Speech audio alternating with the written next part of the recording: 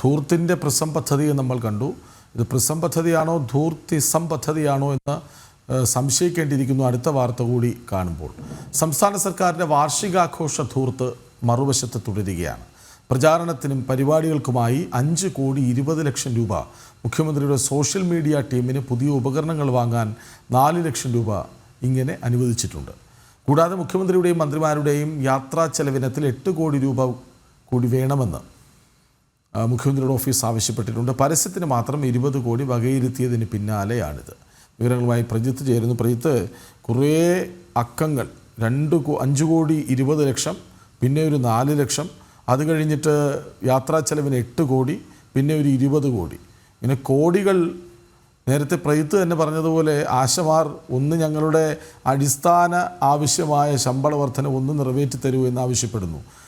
കുറേ യുവതിമാർ CPO rank ലിസ്റ്റിൽ ഇടം കിട്ടിയിട്ട് അവർക്കിനി 6 ദിവസവും മറ്റോ മാത്രം ബാക്കിയുണ്ട്.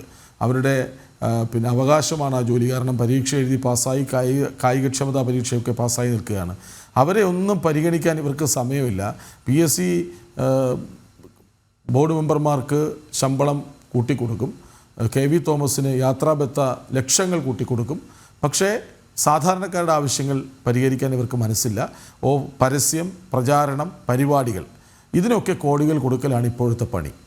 പറയും.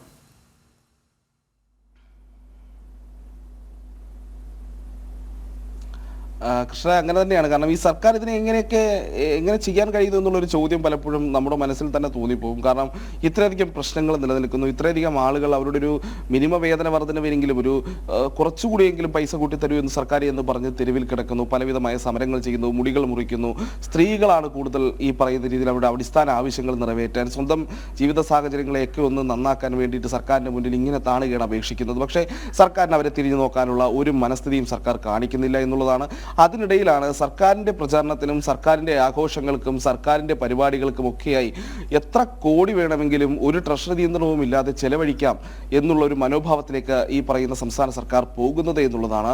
നമ്മൾ ഈ പറയുന്ന സംസ്ഥാന സർക്കാരിൻ്റെ 4ാം വാർഷികാഘോഷങ്ങളുമായി ബന്ധപ്പെട്ടിട്ടുള്ള സംസ്ഥാന സർക്കാരിൻ്റെ വാർഷികാഘോഷങ്ങളുമായി ബന്ധപ്പെട്ടിട്ടുള്ള കോടികൾ ചെലവഴിക്കാനുള്ള തീരുമാനത്തെ പറ്റിയുള്ള വാർത്തകൾ കഴിഞ്ഞ ദിവസമാണ് പുറത്തുവിട്ടത്. ഈ വാർഷികാഘോഷങ്ങളുടെ ഭാഗമായി ഏപ്രിൽ 21 മുതൽ മെയ് 23 വരെ നടക്കുന്ന ഈ സർക്കാർ വാർഷികാഘോഷങ്ങളുടെ വിവിധ പദ്ധതികളെ പറ്റി അല്ലെങ്കിൽ വിവിധ പരിപാടികളെ പറ്റിയുള്ള വാർത്ത നേരത്തെ നൽകിയിരുന്നു. അതിൻ്റെ പരസ്യ പ്രചാരണങ്ങൾക്ക് വേണ്ടി മാത്രം 20,70,00,000 രൂപ സർക്കാർ ചെലവഴിക്കുന്നു എന്നുള്ള വാർത്ത കഴിഞ്ഞ ദിവസവും ജനം TV തന്നെയാണ് പുറത്തുവിട്ടത്. ആ പരസ്യ പ്രചാരണങ്ങൾക്ക് മാത്രം അത്രയും തുക അനുവദിച്ച സർക്കാർ അതിന് പിന്നാലെയാണ് വീണ്ടും ഒരു 5,20,00,000 കൂടി ഈ വാർഷികാഘോഷ പരിപാടികൾക്ക് വേണ്ടിയിട്ട് അനുവദിച്ചത് എന്നുള്ളതാണ് ഏറ്റവും രസകരമായിട്ടുള്ളൊരു കാര്യം. അത് ഈ പണം അനുവദിച്ചിരിക്കുന്നത് ഒന്ന് ഇൻഫർമേഷൻ, അതായത് PRDയുടെ തീം ഏരിയ എന്ന് പറയുന്നൊരു ഇതുണ്ട്. അതായത് ഓരോ ജില്ലകളിലും ഈ പറയുന്ന പ്രധാന സർക്കാർ ഒരു കാർഷിക വിപണന മേള എന്നൊക്കെ രീതിയിൽ ഒരു ആഴ്ച നീണ്ടു നിൽക്കുന്ന ഒരു വിപണന മേളയൊക്കെ സംഘടിപ്പിക്കുന്നുണ്ട്.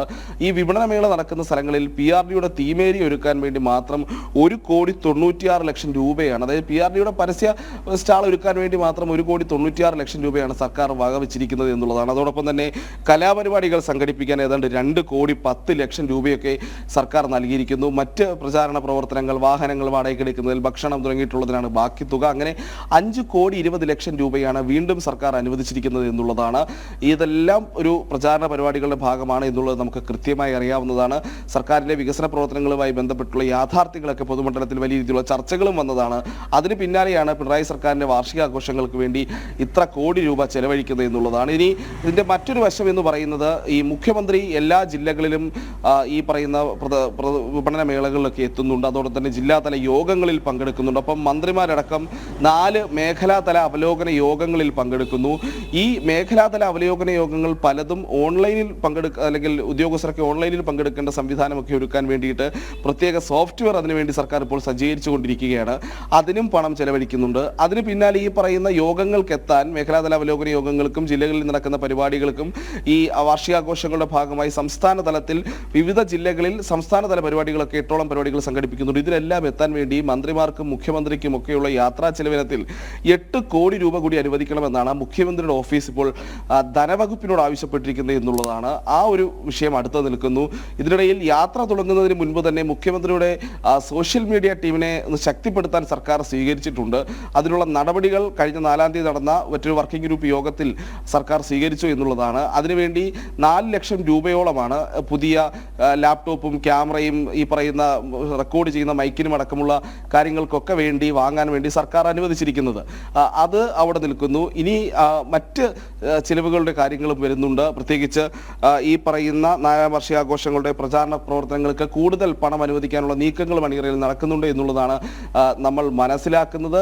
ഇനി ഈ പ്രാദേശിക തലത്തിലൊക്കെ ഈ പരിപാടികൾ നടക്കുമ്പോൾ കൂടുതൽ ഫണ്ട് ജില്ലാ തലങ്ങളിൽ നിന്നൊക്കെ ആവശ്യപ്പെടാനുള്ള സാധ്യത നിലനിൽക്കുന്നു. വിവിധ വകുപ്പുകൾ വിവിധ പരിപാടികൾ സംഘടിപ്പിക്കുന്നുണ്ട്.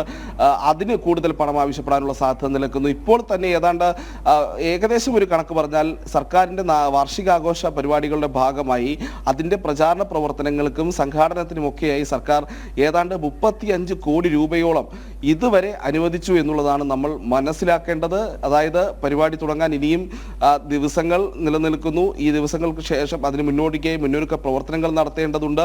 വീണ്ടും പല രീതിയിലുള്ള കലാപരിപാടികളൊക്കെ പ്രാദേശിക തലത്തിലൊക്കെ ആസൂത്രണം ചെയ്യപ്പെടും. വകുപ്പുകളുടെ നേതൃത്വത്തിൽ ആസൂത്രണം ചെയ്യപ്പെടും. അപ്പോൾ ഇതിൻ്റെ ഒരു ചിലവ് എവിടെ പോയി നിൽക്കുമെന്ന് നമുക്ക് ഒരു പ്രവചിക്കാൻ കഴിയാത്തൊരു സാഹചര്യമുണ്ട്. നേരത്തെ കൃഷ്ണരാജ് ചൂണ്ടിക്കാട്ടിയ സംഭവം തന്നെയാണ്. അതായത് സംസ്ഥാനത്തെ ആശാവർക്കർമാരടക്കമുള്ളവർക്ക് നൽകാൻ ഇത്രയും പണം വേണോ എന്നുള്ളൊരു സംശയം പോലും പലരും ഉന്നയിക്കുന്നുണ്ട്. അപ്പോൾ അത്തരമൊരു സാഹചര്യത്തിലാണ് സർക്കാർ വീണ്ടും ഈ പറയുന്ന രീതിയിൽ പണം അനുവദിക്കുന്നത്, കൂടുതൽ തുക ആവശ്യപ്പെടുന്നത്. ഇതൊക്കെ എവിടെ ചെന്ന് നിൽക്കുമെന്ന് ചോദിച്ചാൽ കൃത്യമായൊരു മറുപടി പറയാൻ ബുദ്ധിമുട്ടാണ് കൃഷ്ണരാജ്. കാരണം ഈ പരസ്യ പ്രചാരണങ്ങൾക്ക് ചെലവഴിക്കുന്ന തുക അത് സംസ്ഥാനത്തിന്റെ വികസന പ്രവർത്തനങ്ങൾക്ക് ചെലവഴിച്ചിരുന്നെങ്കിൽ, അല്ലെങ്കിൽ ഈ സമരം ചെയ്യുന്ന ആളുകൾക്ക് ജോലി നൽകാനും ഓണറേറിയം നൽകാനും ഒക്കെ ചെലവഴിച്ചിരുന്നെങ്കിൽ അത് സാധാരണക്കാർക്ക് വലിയൊരു ആശ്വാസമായേനെ. പക്ഷേ അവിടെയും സർക്കാരിന്റെ പതിവ് നയം ആവർത്തിക്കുകയാണ്. നവകേരള യാത്ര പോലെ മറ്റൊരു ഒരു ധൂർത്തുമേളയ്ക്കും സർക്കാർ തയ്യാറെടുക്കുകയാണ് കൃഷ്ണരാജ്. ശരിയാണ്. എൻ്റെ തല എൻ്റെ ഫുൾ ഫിഗർ, അതാണ് സർക്കാരിനും മുഖ്യമന്ത്രിക്കുമൊക്കെ പ്രധാനം. പരസ്യം, പ്രചാരണം, പരിപാടികൾ അതൊക്കെ ഇങ്ങനെ നടന്നുകൊണ്ടേയിരിക്കുക. മറുവശത്ത് സാധാരണക്കാരെ ശ്രദ്ധിക്കേണ്ട കാര്യമേ ഇല്ലെന്ന് സ്വയം തീരുമാനിക്കുക. തൊഴിലാളി പാർട്ടിയാണ്, സാധാരണക്കാരൻ്റെ പാർട്ടിയാണ് എന്നൊക്കെ അഭിമാനിച്ച് നടന്നിരുന്ന ഒരു പാർട്ടിയുടെ നേതൃത്വത്തിലുള്ള സർക്കാരാണ് എന്നോർക്കണം. ധൂർത്താണ് പ്രധാനം, അല്ലാതെ സാധാരണക്കാരല്ല. വിവരങ്ങൾ നൽകുകയായിരുന്നു പ്രജിത്ത് മോഹൻ.